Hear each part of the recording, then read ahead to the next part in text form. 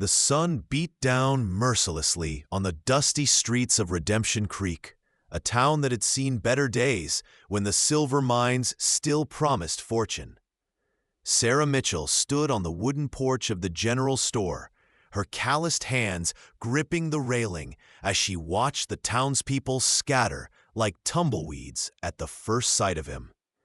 They called him the Beast of Boulder Canyon, a man whose reputation for violence had spread across 3 territories like wildfire through dry grass. But Sarah saw something different when she looked at Marcus Kane. Where others saw a monster, she saw the gentle way he handled injured animals, the careful precision with which he mended broken fence posts, and the pain that lived behind his steel-gray eyes. The town feared his strength, but Sarah had felt his tenderness in moments when no one else was watching. Hello there, friend. Before we continue with Sarah and Marcus's story, I'd love for you to subscribe to our channel if you're enjoying these tales from the Old West. And tell me, what city are you watching from today? I always love hearing from folks all across the country who share a passion for these frontier stories. Marcus had arrived in Redemption Creek 3 months ago, riding a black stallion that seemed as wild and untamed as its master.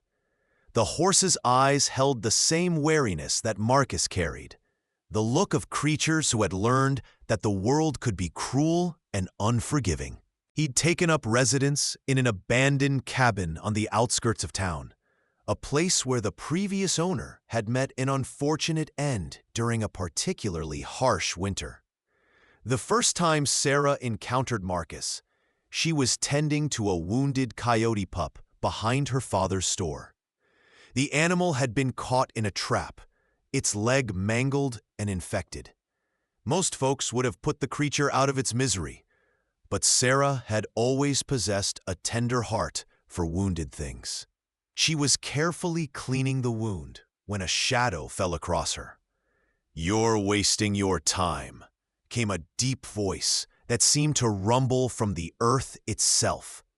Sarah looked up to see Marcus towering above her, his massive frame blocking out the afternoon sun. He stood well over 6 feet tall, with shoulders broad enough to carry the weight of the world, and hands that looked like they could crush stone. A thick beard covered the lower half of his face, and a scar ran from his left temple down to his jaw, a reminder of whatever violence had shaped his past. "Every life has value," Sarah replied, not backing down despite the intimidating presence before her. Even the small ones that others might overlook. Marcus studied her for a long moment, his gray eyes searching her face as if trying to solve a puzzle. Then, without a word, he knelt beside her. His massive hands, which the town whispered could break a man's neck with ease, moved with surprising gentleness as he examined the coyote's injury. "The bone's not broken," he said quietly, his voice softer now. "But the infection spread. You'll need to clean it deeper and use willow bark tea to bring down the swelling." Sarah watched in amazement as this man, this supposed monster, carefully held the frightened animal while she worked.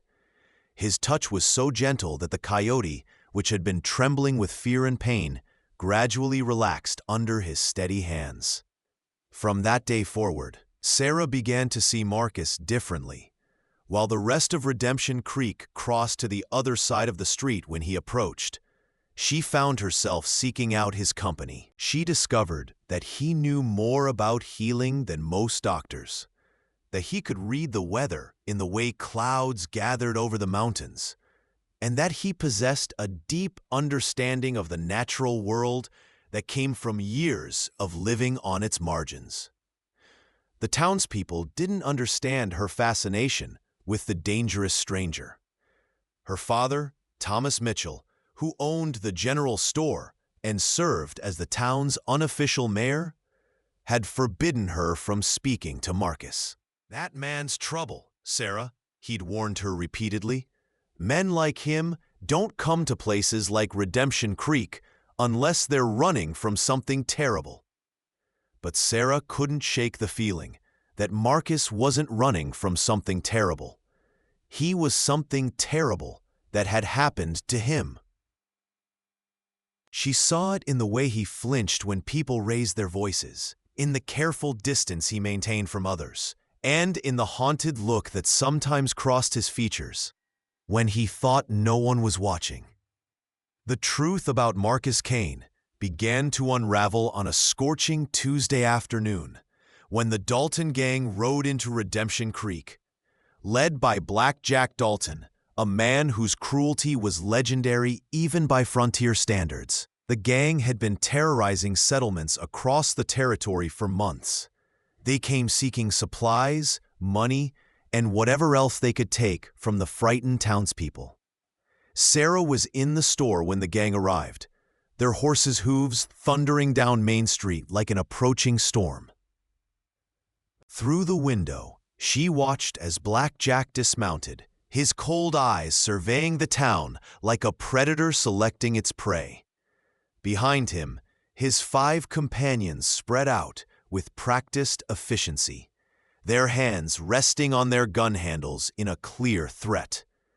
"Well, well," Black Jack called out, his voice carrying the authority of a man accustomed to being obeyed. "Looks like we've found ourselves a nice, quiet little town. The kind of place where folks know how to mind their own business and share their good fortune with weary travelers." Thomas Mitchell stepped out of the store, his face pale but determined. "We don't want any trouble here, mister. Take what supplies you need, and we'll settle up fair and square." Black Jack's laugh was like the sound of breaking glass. "Fair and square? That's mighty generous of you, old man. But I'm thinking we might need more than just supplies.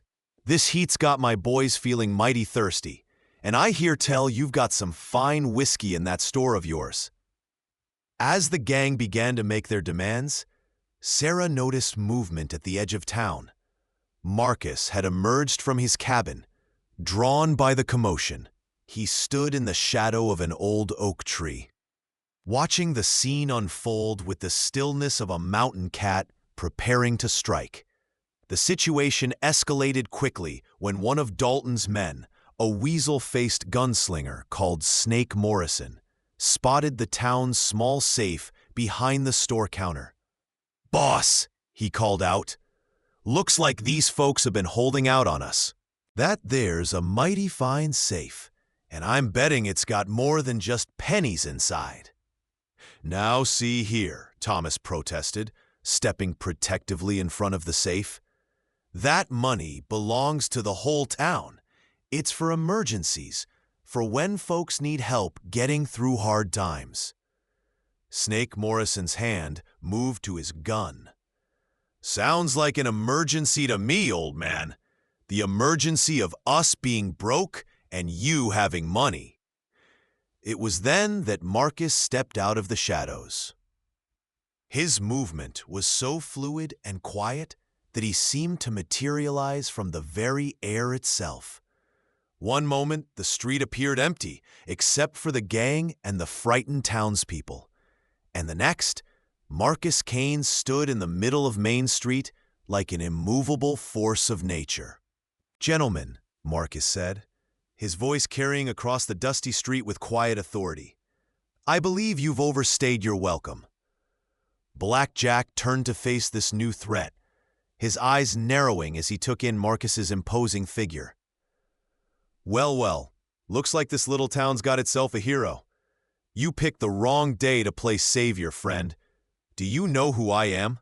"I know exactly who you are, Jack," Marcus replied, and something in his tone made the outlaw leader take a step back. "The question is, do you know who I am?"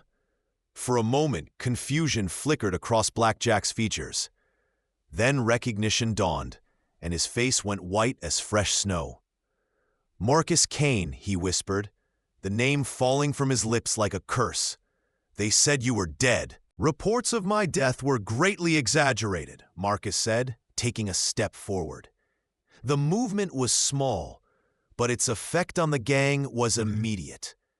Several of them began backing toward their horses, their earlier bravado evaporating like morning mist. Sarah watched from the store window, her heart pounding as she witnessed this transformation. The gentle man who had helped her heal a wounded coyote had become something else entirely. Not a monster, but a force of controlled power that radiated danger like heat from a forge. "Now, Jack," Marcus continued, his voice never rising above a conversational tone, "you and your boys are going to mount up and ride out of here. You're going to leave these good people alone, and you're never going to come back. Because if you do, I'll be waiting for you." Snake Morrison, either braver or more foolish than his companions, made the mistake of reaching for his gun. He was fast, faster than most men Sarah had ever seen. But Marcus was faster. His hand moved like lightning, and suddenly Snake was on the ground, his gun spinning away in the dust and his wrist bent at an unnatural angle. "Anyone else feeling lucky today?" Marcus asked, his gray eyes scanning the remaining gang members. The silence that followed was broken only by Snake's whimpering and the nervous stamping of horses eager to be away from this place. Blackjack's hand hovered over his own weapon, but Sarah could see the calculation in his eyes. He was weighing his reputation against his life, and life was winning. "This ain't over, Kane," he said finally, backing toward his horse. "There's still a price on your head, and there's still men willing to collect it." "Let them come," Marcus replied simply, "but they won't find me in this town. These people are under my protection now." As the Dalton gang mounted their horses and rode out of Redemption Creek in a cloud of dust and wounded pride, the townspeople began to emerge from their hiding places. They looked at Marcus with a mixture of awe, fear, and confusion. The man who had just faced down 6 armed outlaws without breaking a sweat was the same man they had been crossing the street to avoid. Sarah stepped out of the store, her eyes fixed on Marcus as he stood in the middle of the street, watching the gang disappear into the distance.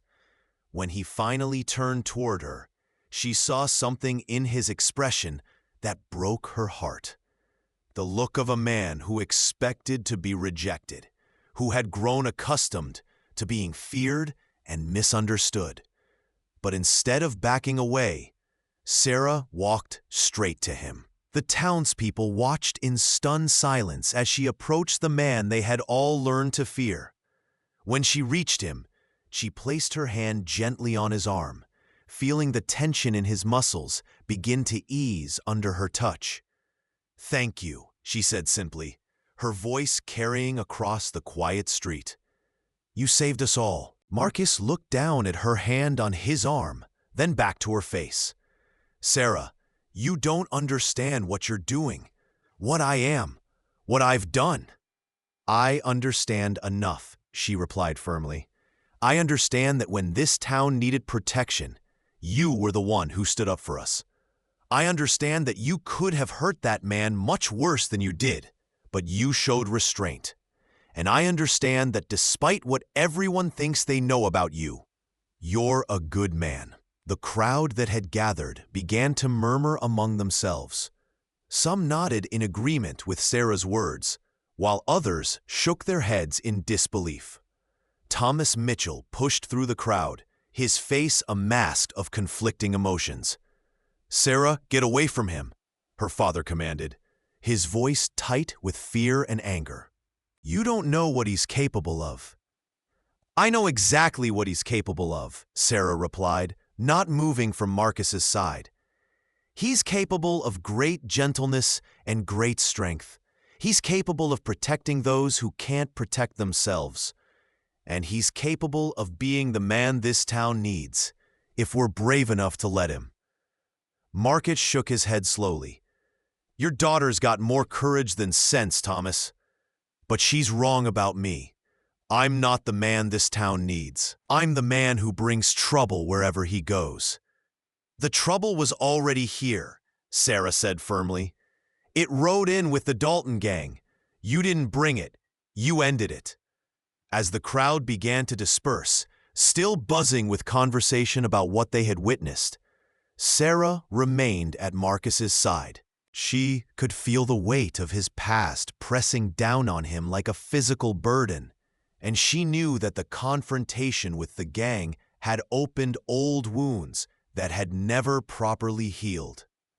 That evening, as the sun painted the sky in shades of orange and red, Sarah found Marcus sitting on the porch of his cabin, staring out at the mountains that surrounded their valley. She approached slowly, carrying a basket of food and medical supplies. "Thought you might be hungry," she said, settling down beside him on the wooden steps. "And I wanted to check. Use it the way I used to." Sarah gently took his hand in hers, examining the scarred knuckles and the slight swelling around his wrist. "Tell me about it," she said softly. "Tell me about what happened to you." For a long moment, Marcus was silent. Then, as if a dam had finally burst, the words began to flow. "I wasn't always like this, Sarah. There was a time when I was just a regular man, with regular dreams. I had a wife, a little girl. We lived on a small ranch outside of Denver, raising cattle and horses. It was a good life, a peaceful life." He paused, his eyes distant as he traveled back through the years. "Her name was Elizabeth, my wife. She was small and delicate, like a wildflower that somehow managed to bloom in the harsh mountain soil. And our daughter, Emma, she had her mother's eyes and her mother's laugh. She was only 5 years old when—" Sarah waited patiently as Marcus struggled with the memories, her hand still holding his in a gesture of comfort and support. "The Comancheros came in the spring of '71, he continued, his voice barely above a whisper. "They were a mixed bunch, white men, Mexicans, Indians who had turned to raiding for profit. They swept through our valley like a plague, taking what they wanted and destroying what they couldn't carry." Marcus's hand tightened around Sarah's as the painful memories surfaced. "I was out checking the north pasture when I heard the screaming. By the time I got back to the house, it was too late. They had taken Elizabeth and Emma, burned our home to the ground, and scattered our livestock to the four winds." "Oh, Marcus," Sarah breathed, her heart breaking for the pain she could hear in his voice. "I tracked them for 3 weeks, Marcus continued, his voice growing harder. "When I finally caught up with them, they were camped in a box canyon about 50 miles south of the Colorado border. Elizabeth was— she was already gone. They had used her and discarded her like she was nothing. But Emma was still alive, still fighting despite everything they had done to her." Marcus stood up abruptly, pacing to the edge of the porch as if the memories were too painful to bear while sitting still. "I went into that camp like the angel of death himself. I killed them all, Sarah. Every last one of them. And I didn't make it quick or clean. I made them suffer the way they had made my family suffer." Sarah rose and moved to stand behind him, placing her hands gently on his shoulders. "You were protecting your daughter. Any father would have done the same." "Would they?" Marcus asked, turning to face her. "Would they have enjoyed it the way I did? Would they have felt that surge of satisfaction with every life they took? Because I did, Sarah. I felt alive in a way I had never felt before, and that scared me more than anything else." "What happened to Emma?" Sarah asked gently. Marcus's face crumpled with grief. "She died in my arms 2 days later. The things they had done to her. Her body just couldn't recover. She was so small, so broken. With her last breath, she told me she loved me and that she wasn't afraid anymore because her papa had come to save her." The two of them stood in silence for a long moment. the weight of Marcus's tragedy hanging between them like a physical presence. Finally, Sarah spoke. "That's when you became the man they call the Beast of Boulder Canyon," she said. It wasn't a question. Marcus nodded slowly. "After Emma died, something inside me broke. I couldn't go back to being the man I was before, couldn't pretend that the world was a safe and civilized place. So I became something else. I became the thing that other bad men feared in the dark." "You became a hunter," Sarah said, understanding beginning to dawn in her eyes. "I hunted down every outlaw, every killer, every man who preyed on the innocent," Marcus confirmed. "I didn't care about bounties or justice or the law. I cared about making sure that what happened to my family never happened to anyone else's family.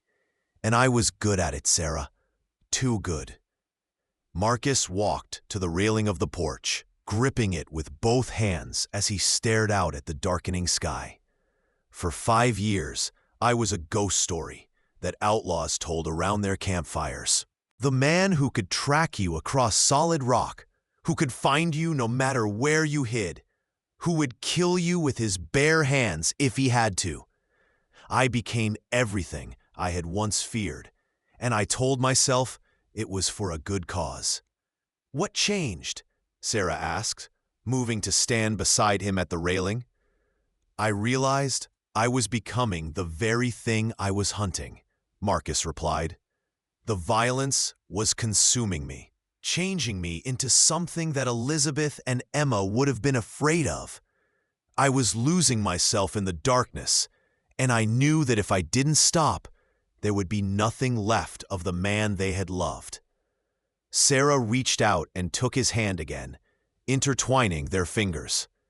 "So you came here, to Redemption Creek." "I came here to disappear," Marcus said, "to find some quiet corner of the world where I could try to remember who I used to be before the violence and the pain. I thought maybe if I stayed away from people, if I kept to myself, I could find some kind of peace." "And did you find peace?" Marcus looked down at their joined hands, then back to Sarah's face. "I thought I had. For 3 months, I lived quietly, bothered no one, and tried to forget the man I had become.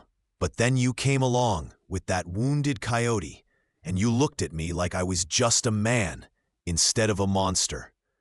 And for the first time in years, I remembered what it felt like to be human." Sarah felt tears prick at the corners of her eyes as she listened to Marcus's story. She could see the pain he carried, the weight of all the violence and loss that had shaped him into the man he was today. But she could also see the goodness that still lived inside him, the gentle soul that had been buried under years of grief and rage. "You are just a man, Marcus," she said firmly.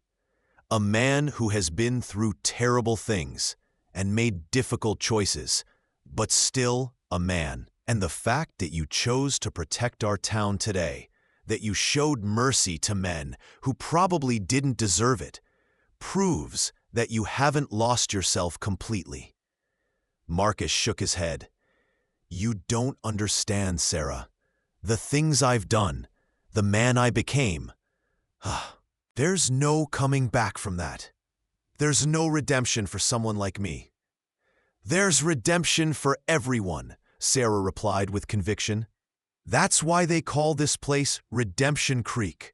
The original settlers named it that because they believed this valley could be a place where people could start over, where they could leave their past behind and become something better."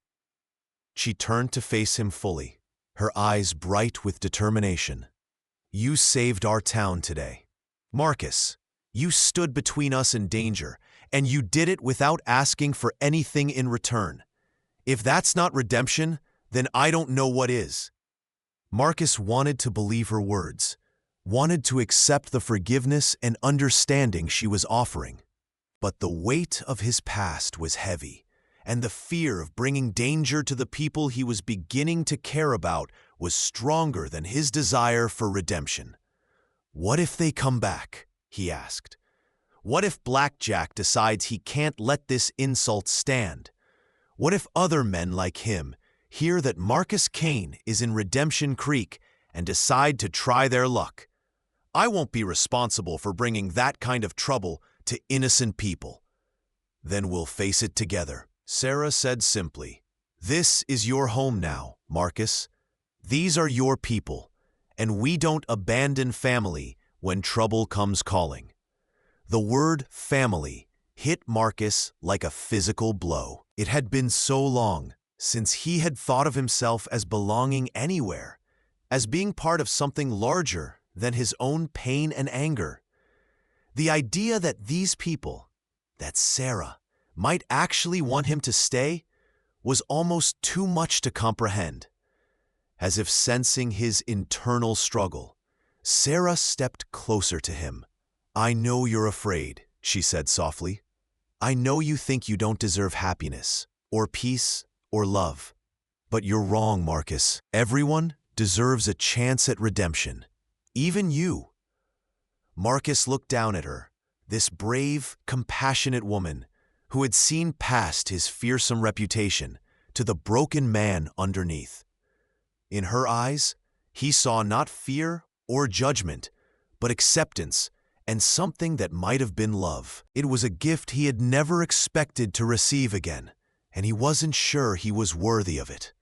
"Sarah," he said quietly, "I need you to understand something. The man you think you see, the man you want me to be, I don't know if he still exists. The violence, the killing, it changes you. It leaves marks on your soul that never fully heal."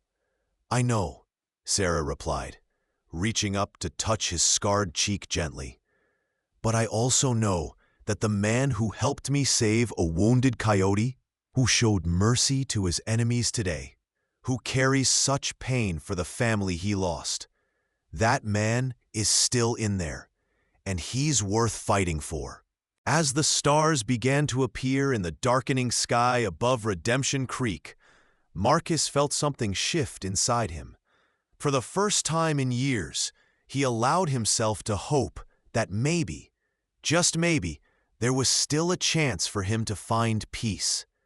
Not the peace of forgetting or running away, but the peace that came from being accepted and loved, despite all his flaws and failures. The next morning brought news that would test Marcus's resolve and Sarah's faith in ways neither of them could have imagined.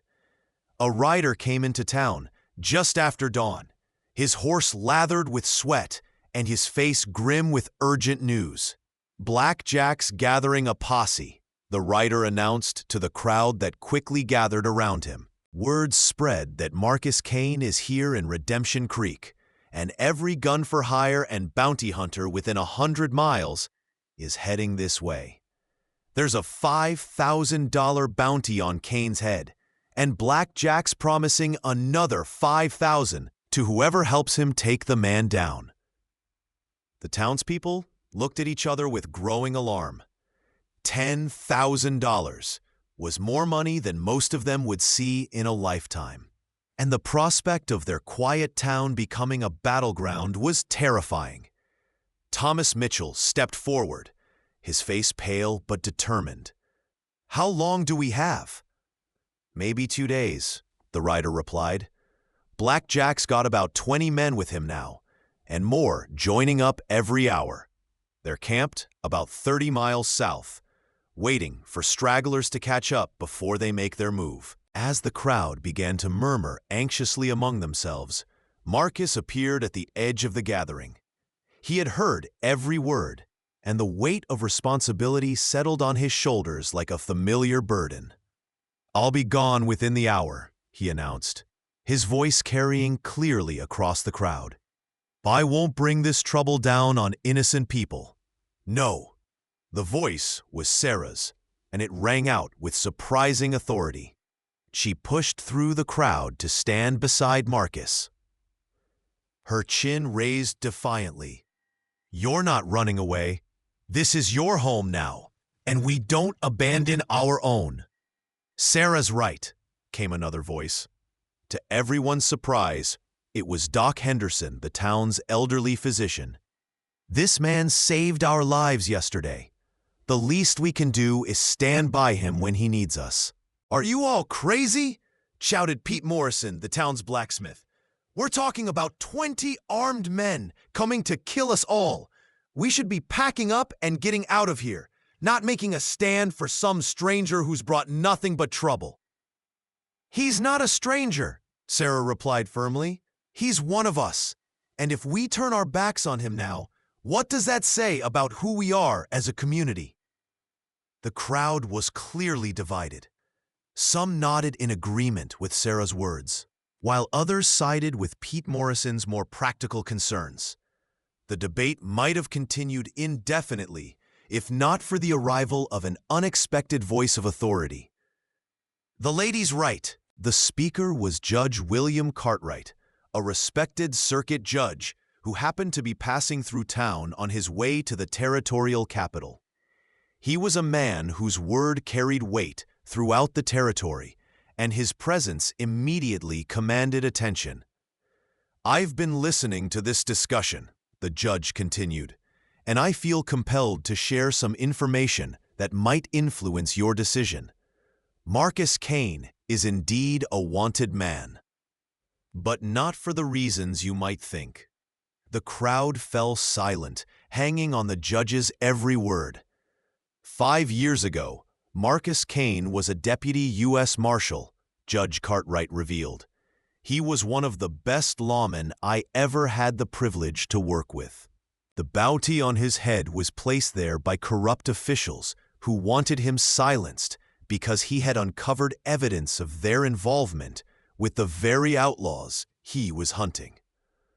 This revelation sent a shockwave through the gathered townspeople. Marcus, meanwhile, looked stunned that his secret had been revealed after all these years.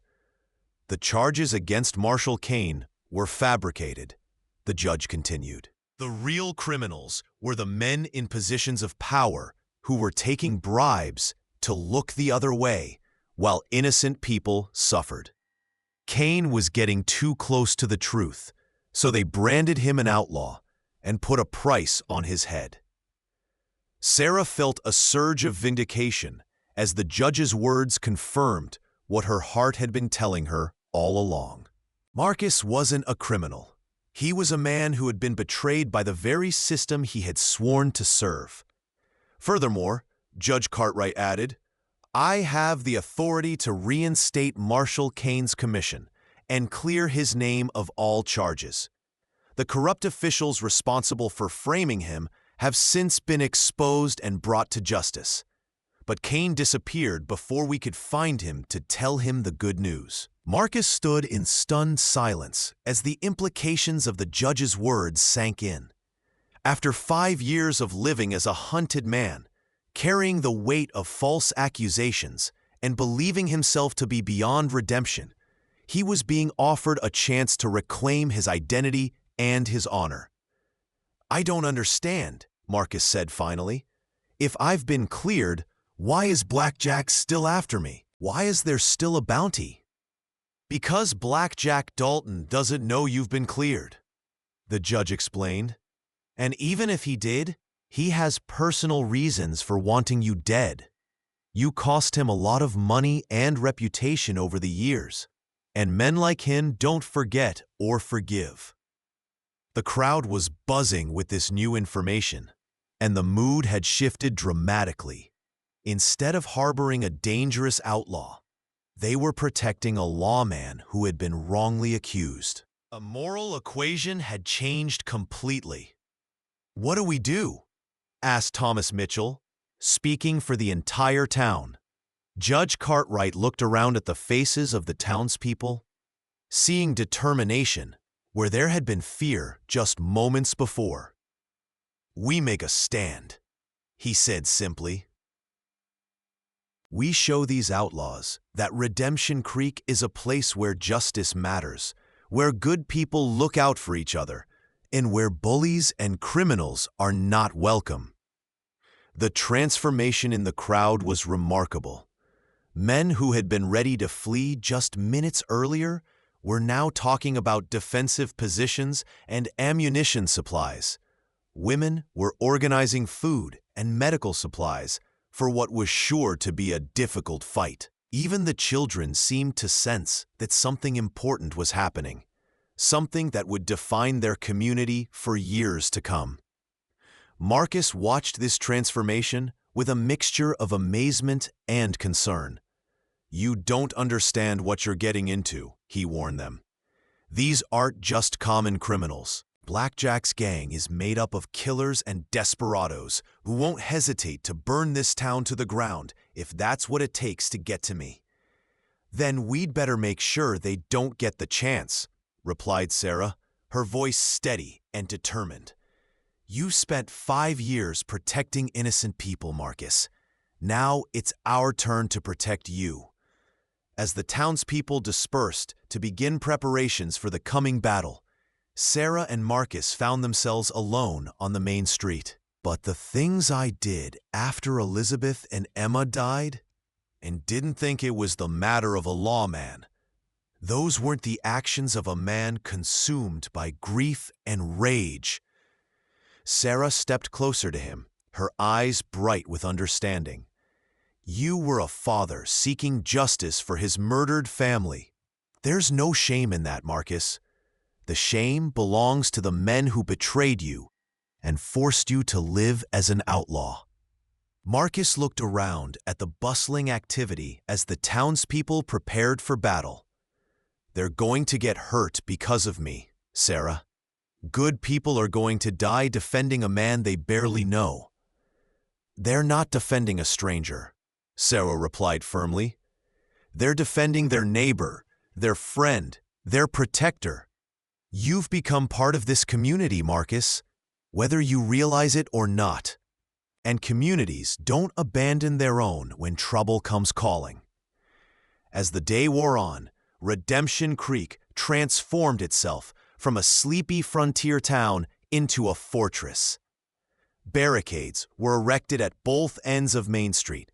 Windows were boarded up with gun ports cut into them, and ammunition was distributed to every man and woman capable of handling a weapon. Marcus found himself reluctantly taking charge of the defensive preparations. His years as a marshal and his intimate knowledge of outlaw tactics made him the natural choice to coordinate their efforts. He positioned the best shooters in the most advantageous locations, organized supply lines for ammunition and medical care, and planned escape routes for the women and children if the worst should happen. "You don't have to do this," he told Sarah as she helped organize the medical supplies in the church that would serve as their field hospital. "You can take the children and the elderly and head for the hills. Wait until this is over before coming back." Sarah looked up from the bandages she was preparing, her eyes flashing with determination. "I'm not going anywhere, Marcus Kane. This is my town. These are my people, and you are—" She paused, as if searching for the right words. "I'm what?" Marcus asked gently. "You're the man I love," Sarah said simply, the words falling between them, like stones dropped into still water. Marcus felt his breath catch in his throat. In all his planning and preparation for the coming battle, he hadn't allowed himself to think about what might happen between him and Sarah. He had been so focused on keeping her safe that he hadn't considered the possibility that she might have feelings for him that went beyond friendship and compassion. "Sarah," he said softly, "you can't love me. You don't really know me. You don't know the things I've done, the darkness I carry inside me." "I know enough," Sarah replied, moving closer to him. "I know that you're brave and gentle and honorable. I know that you've suffered terrible losses and made difficult choices. And I know that when I look at you, I see the man I want to spend the rest of my life with." Marcus reached out and cupped her face in his hands, his thumbs gently stroking her cheeks. "If we survive this, Sarah, if we somehow make it through what's coming, I promise you that I'll try to be the man you think I am. I'll try to be worthy of the love you're offering me." "You already are," Sarah whispered, rising up on her toes to kiss him softly. The kiss was gentle and sweet, full of promise and hope for a future that neither of them was sure they would live to see. When they finally broke apart, Marcus rested his forehead against hers, drawing strength from her presence and her unwavering faith in him. "Whatever happens tomorrow," he said quietly, "I want you to know that you've given me something I thought I'd lost forever. You've given me hope." As the sun set on what might be their last peaceful evening, the people of Redemption Creek gathered in the church for what Judge Cartwright called a service of courage and commitment. It wasn't exactly a religious service, though prayers were certainly offered. Instead, it was a chance for the community to come together, to draw strength from each other, and to reaffirm their commitment to standing together against the coming storm. Marcus stood at the back of the church, feeling like an outsider, despite everything that had happened. These people were risking their lives for him, and he still couldn't quite believe that he deserved such loyalty and sacrifice. "Having second thoughts?" Judge Cartwright asked, moving to stand beside him.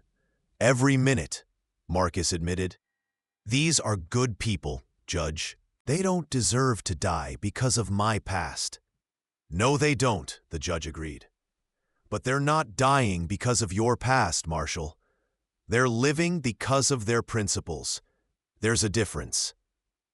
Marcus looked around at the faces of the townspeople, men, women, and children who had chosen to stand and fight rather than run and hide. "How do you do it?" he asked. "How do you carry the weight of other people's lives on your shoulders?" "The same way you've been doing it for years," Judge Cartwright replied. "One day at a time, one decision at a time, always trying to do what's right, even when you're not sure what that is." As the evening wore on, Marcus found himself moving through the town, checking on the defensive preparations one final time. At each position, he was greeted with nods of respect and words of encouragement. These people weren't just tolerating his presence, they were genuinely glad he was there. At the eastern barricade, he found Doc Henderson cleaning his rifle with the practiced efficiency of a man who had seen military service. "Didn't know you were a soldier, Doc," Marcus commented. "Served with the Union Army during the war," the elderly physician replied. "Saw action at Gettysburg and Antietam. Thought I was done with fighting, but I guess some things are worth taking up arms for." "You don't have to do this," Marcus said. "You're a doctor. Your job is to save lives, not take them." Doc Henderson looked up from his rifle, his eyes serious but calm. "Sometimes the best way to save lives is to stand up to those who would take them unjustly. You've spent years protecting innocent people, Marshal. Now it's our turn to protect you." At the western barricade, Marcus found Thomas Mitchell and several other men making final adjustments to their defensive positions. Sarah's father looked up as Marcus approached, his expression unreadable. "I owe you an apology," Thomas said quietly. "I judged you without knowing the facts. I let fear cloud my judgment, and I'm sorry for that." "You were protecting your daughter," Marcus replied. "Any father would have done the same." Thomas nodded, then extended his hand. "Sarah's a grown woman, and she's got a good head on her shoulders. If she sees something in you worth fighting for, then that's good enough for me." Marcus shook the offered hand, feeling another piece of his fractured soul begin to heal. The acceptance of Sarah's father meant more to him than he could express, and it strengthened his resolve to be worthy of the trust these people were placing in him. As midnight approached, Marcus made his way to the church where Sarah was putting the finishing touches on their makeshift medical station. She looked up as he entered, her face brightening despite the gravity of their situation. "How are the preparations coming?" she asked. "As well as can be expected," Marcus replied. "Your people are braver than they have any right to be." "They're your people too now," Sarah reminded him. "And they're not being brave for no reason. They're being brave because they believe in something worth fighting for." Marcus sat down beside her on one of the church pews, suddenly feeling the weight of exhaustion settling over him. "I keep thinking about Elizabeth and Emma," he said quietly, "about how I failed to protect them when they needed me most." Sarah took his hand in hers, her touch warm and comforting. "You didn't fail them, Marcus. You were one man against a gang of killers. There was nothing more you could have done." "I could have been there," Marcus said, his voice heavy with old guilt. "I could have stayed closer to home, been more careful, been more prepared. And if you had, you probably would have died with them," Sarah pointed out gently. "Then who would have brought their killers to justice? Who would have spent the next 5 years protecting other innocent families from the same fate?" Marcus looked at her, seeing the wisdom in her words, but still struggling with the guilt that had haunted him for so long. "How do you do it?" he asked. "How do you see the good in everything, even in someone like me?" "Because I choose to," Sarah replied simply. "I could focus on the darkness, on the violence and the pain and the fear. But I choose to focus on the light instead, on the love and the hope and the possibility of redemption." They sat in comfortable silence for a while, drawing strength from each other's presence as they prepared for what the dawn might bring. Outside, the town was quiet except for the soft sounds of sentries moving through the shadows and the occasional whinny of a horse. "Sarah," Marcus said finally, "if something happens to me tomorrow—" "Nothing's going to happen to you," Sarah interrupted firmly. "But if it does," Marcus continued, "I want you to know that these past few days with you have been the happiest I've had since I lost my family. You've reminded me what it means to be human, what it means to hope for something better." Sarah turned to face him fully, her eyes bright with unshed tears. "Then you'd better make sure you survive this, Marcus Kane, because I'm not done reminding you of those things yet." Marcus smiled, the first genuine smile he had worn in years. "Yes, ma'am," he said softly. "I'll do my best." As the first light of dawn began to creep over the mountains surrounding Redemption Creek, the townspeople took their positions and prepared for battle. Marcus stood in the middle of Main Street, his badge gleaming on his chest for the first time in 5 years, ready to face whatever came next.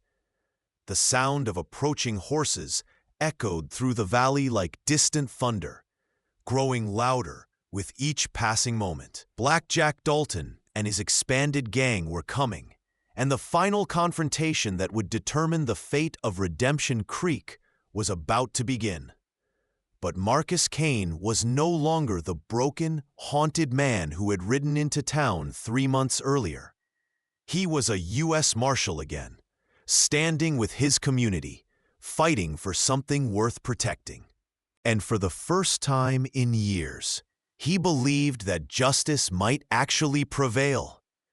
The battle for Redemption Creek was about to begin, and with it, the final chapter in Marcus Kane's long journey toward redemption. As the dust cloud on the horizon grew larger, Sarah appeared at Marcus's side, a rifle in her hands and determination in her eyes. "Ready?" she asked. Marcus looked at her, then at the townspeople positioned throughout their makeshift fortress, then back at the approaching threat. "Ready?" he said, and meant it.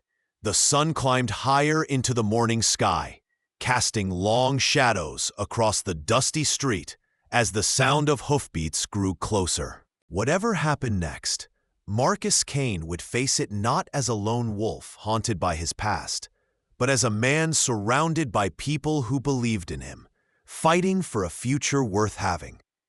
And in that moment, standing in the middle of Main Street, with Sarah beside him and his community at his back, Marcus finally understood what redemption truly meant. It wasn't about forgetting the past or erasing the mistakes he had made. It was about choosing to be better, choosing to fight for something greater than himself, and choosing to believe that even the most broken souls could find their way back to the light. The battle was coming, but Marcus Kane was ready for it. He was home.